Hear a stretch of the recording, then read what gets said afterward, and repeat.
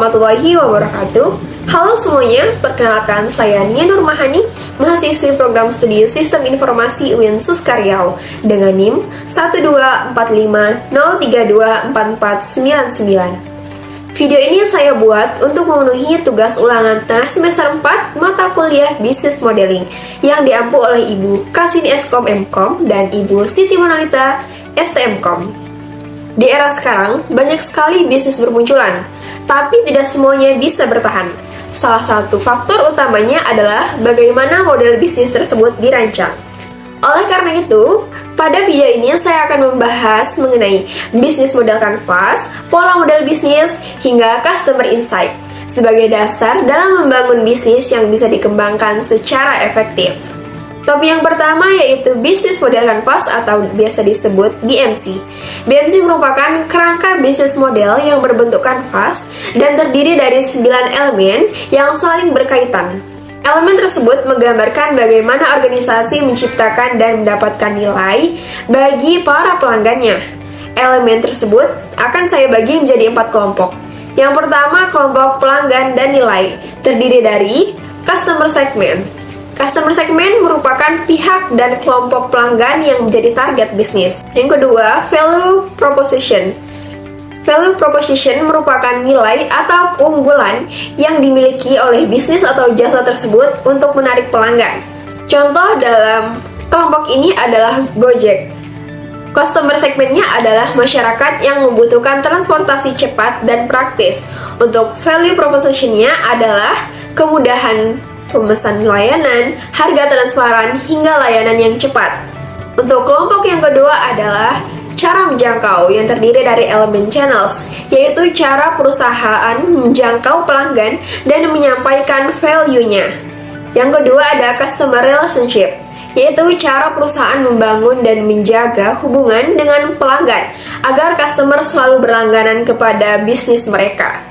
Contoh dari kelompok ini adalah Tokopedia yang menggunakan aplikasi dan website sebagai channels utama, dan untuk menjaga hubungan atau customer tetap berlangganan, mereka menerbitkan promo, cashback, fitur loyalitas agar pelanggan selalu berlangganan dengan layanan mereka.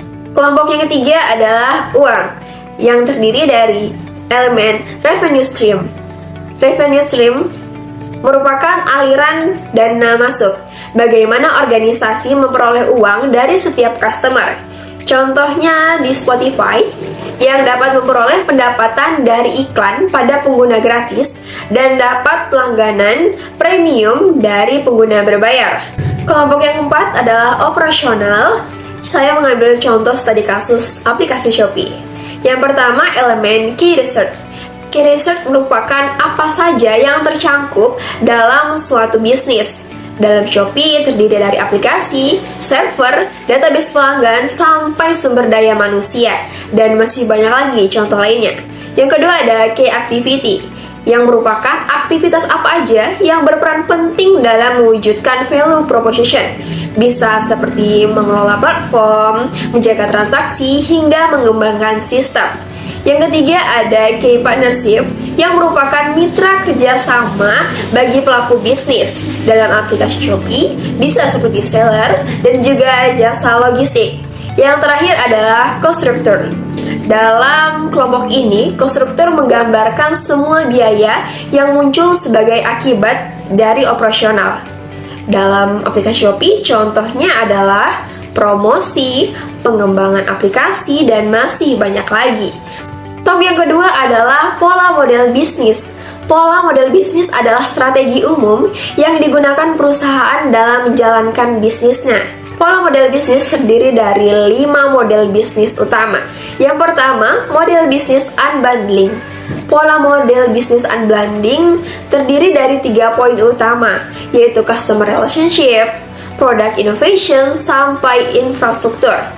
Ketiga jenis bisnis ini digunakan berada dalam satu perusahaan, tapi memiliki tujuan yang terpisah. Dalam hal ini saya mencontohkan perusahaan telekomunikasi seperti Telkomsel. yang menggunakan pola model bisnis unbundling. Mereka menawarkan paket data, panggilan suara, hingga SMS secara terpisah, sehingga pelanggan dapat memilih apa saja yang mereka butuhkan, tidak dalam satu paketan seperti dahulu. Kedua, pola model bisnis long tail yang merujuk pada strategi yang memanfaatkan penjualan produk atau layanan yang permintaannya rendah di pasaran. Contohnya Tokopedia yang menyediakan berbagai produk yang mungkin jarang diminati, namun jumlahnya sangat banyak sehingga tetap menghasilkan keuntungan.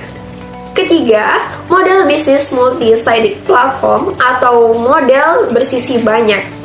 Biasanya menghubungkan beberapa komponen, pengguna, atau pihak yang berbeda yang menciptakan nilai dari aktivitas mereka. Contohnya Gojek yang menghubungkan driver dan penumpang dalam satu platform. 4. Free business model mengacu pada strategi di mana perusahaan menawarkan produk atau layanan secara gratis kepada pengguna.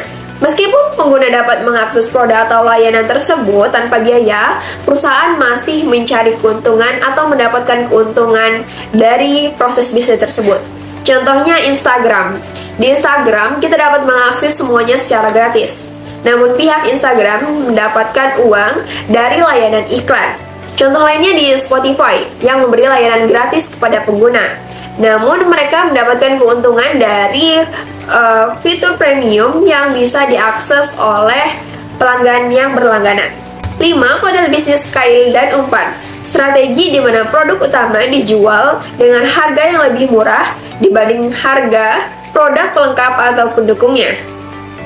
Topik ketiga, Customer Insight. Customer Insight adalah proses memahami kebutuhan, perilaku, preferensi pelanggan untuk membantu pengambilan keputusan bisnis.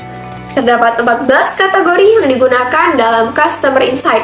Yang pertama ada etnografi untuk observasi secara langsung, lalu ada netnografi untuk melihat perilaku melalui media sosial atau secara online, lalu ada social media monitoring untuk menganalisis komentar pelanggan, lalu ada penggunaan metode melalui wawancara, melalui ahli dan survei secara cepat.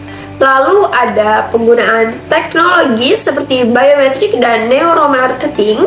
Namun dalam praktiknya perusahaan tidak menggunakan semua metode, melainkan memilih metode yang paling sesuai dengan kebutuhan.